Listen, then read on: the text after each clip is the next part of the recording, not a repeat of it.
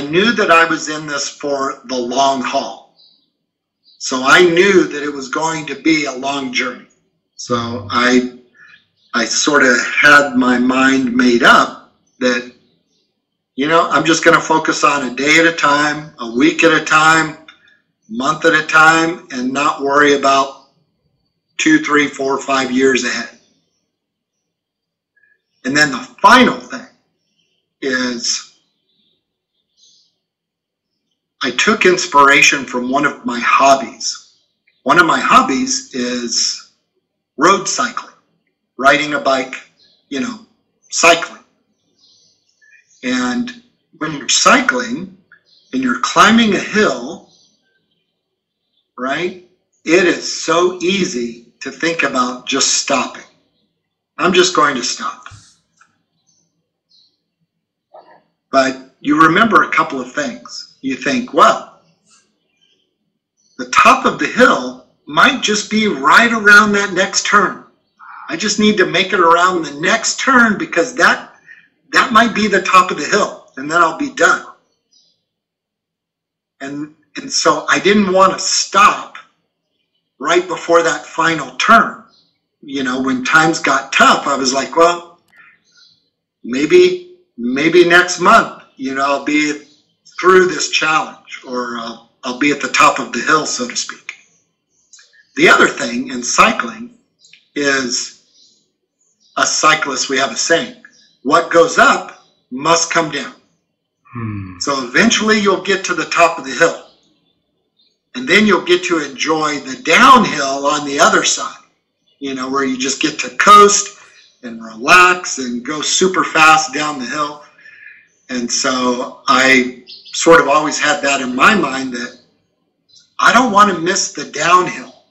Once I climb this mountain and get up to the top, I really want to enjoy coasting down the other side. So that sort of helped me keep going as well. Does that make sense? Makes a lot of sense.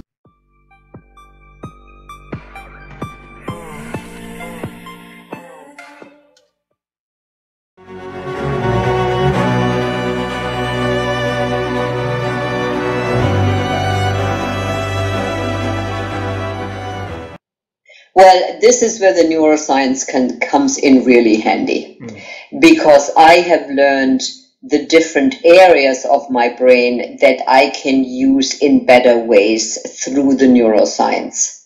For example, I now know that if I take on too much, and if there's too much stimulation, the stress curve and the impact on my goal direction, empathy, clarity, memory, all the executive functions from the prefrontal cortex, the more I take on, the more the capabilities will be impaired.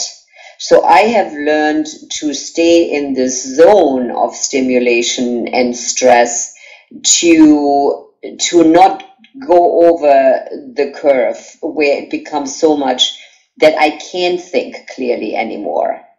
So the neuroscience has really helped me understand my thinking and where it gets to be a challenge and why.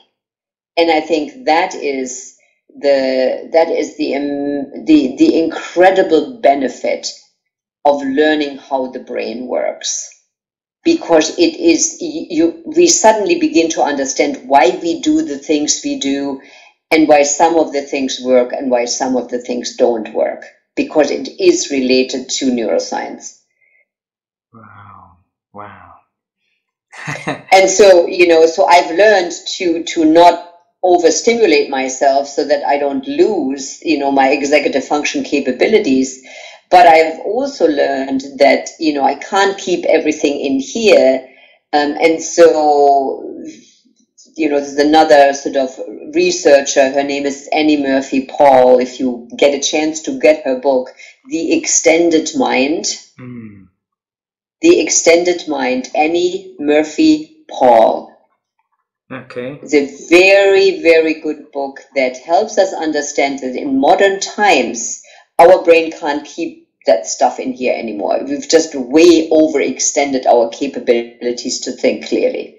And so the extended mind is the philosophy that we need to offload what's in here into other areas. And so having a to-do list, a vision board, a whiteboard where you can move things around, things that become visual, help us offload what's in here in terms of thoughts. Wow. And frees up space. So I have learned to offload so that I only keep in here what I need in this moment. Wow. And that will happen. So that I don't get distracted about the next thing. And it's like, that's offloaded already. The next thing is offloaded. It's already in a file. It's on my calendar. It's on my to-do list, on a sticky note. It's in a reminder. So that's already handled. So my brain doesn't have to hold that now in here while I'm talking to you. Wow. Thank you so much. So that book is mind-blowing. It's fabulous. It's extremely well written. Lots of stories, and not sort of so scientific that, she'll lose the reader, but I can highly recommend it. Absolutely. Annie Murphy Paul, right? And the book Annie Murphy Paul. And the yes. book, The Extended Mind.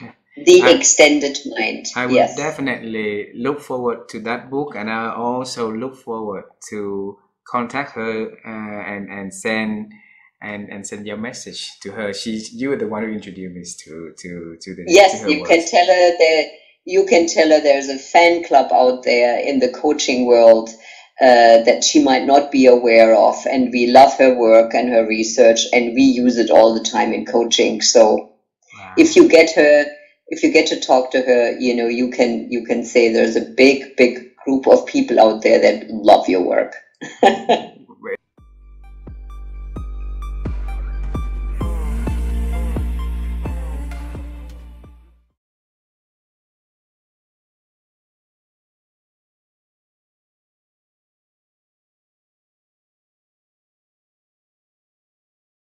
Being open to being wrong, knowing that you're not always, you're very rarely right, and that keeps the curiosity, and being motivated to find out whether you're right or wrong. That's the curiosity, and I think wisdom comes from that constant curiosity to learn and to grow and to keep your brain plastic as it can be, because what the developmental neuroscience shows is the brain becomes less plastic with age, but it doesn't become completely inflexible. And that's something that one can control. And by putting oneself in new situations to get out of those, what we call a canalization in developmental neuroscience, like you're in a rut, basically. How do you get out of the rut? Well, being open to the idea, number one, that maybe you don't know, maybe you can learn something from somebody completely outside of your normal sphere of influence, and being curious to do that, right?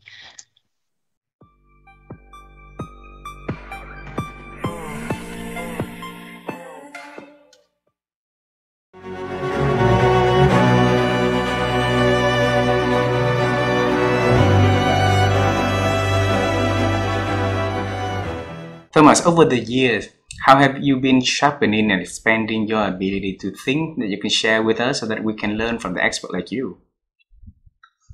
Well, I think the first thing is that learning and thinking to me belong together, right? So for me, I think one of the people who think more deeply and think better are people who are learners, So you could be spending 6 hours on Instagram or TikTok or whatever and watching, people fall in puddles or cats that jump from trees. That's fine. You could do that. Or you could be reading a book. You could be reading a story. You could be learning about how nature works, how humans work, right? So for me, learning to think is learning, first of all. I think the second thing about thinking that I really believe in is focus. And by the way, I'm struggling with that. So it's a lifelong learning experience. What's important to me, the most important good that helps us think is time. And for me, the question is, on your schedule, where's your thinking time? You know, just look at your schedule. Tell me when you're thinking. You know, so for me, focusing on that in a deliberate fashion is important. One way for me to think is to write.